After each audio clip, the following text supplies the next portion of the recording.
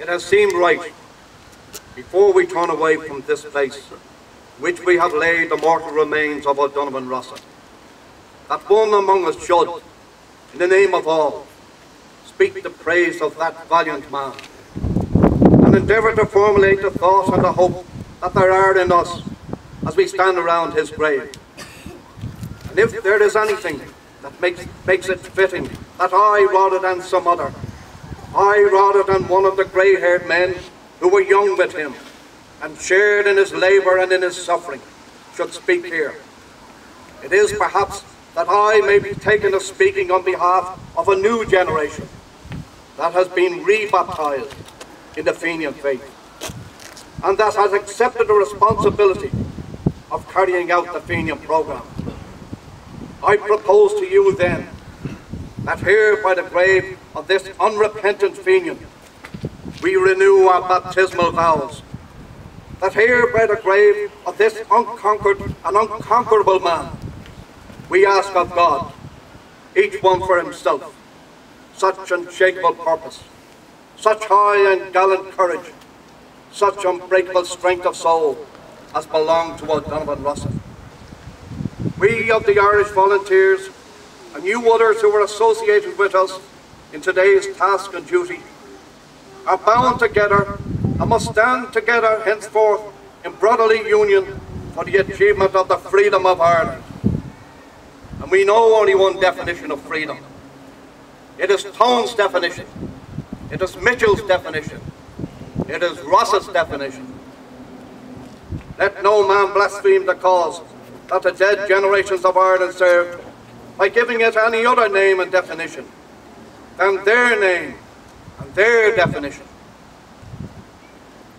We stand at Ross's grave, not in sadness, but rather in exaltation of spirit, that it has been given to us to come thus into so close a communion with that brave and splendid Gael. Splendid and holy causes are served by men who are themselves splendid and holy. O'Donovan Rossa was splendid in the proud manhood of him, splendid in the heroic grace of him, splendid in the Gaelic strength and clarity and truth of him.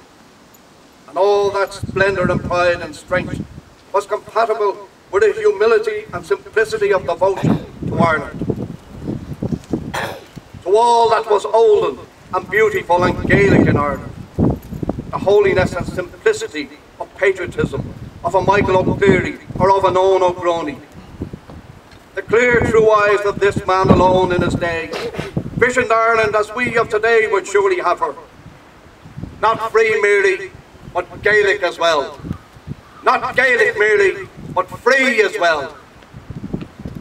In a closer spiritual communion with him now more than ever, or perhaps ever again, in spiritual communion with those of his day, living and dead, who suffered with him in English prisons, in communion of spirit too, with our own dear comrades who suffer in English prisons today, and speaking on their behalf as well as our own, we pledge to Ireland our love, and we pledge to English rule in Ireland our hate. This is a place of peace, sacred to the dead, where men should speak with all charity and with all restraint. For I hold it a Christian thing, as O'Donovan Rossa held it, to hate evil, to hate untruth, to hate oppression, and hating them, to strive to overthrow them.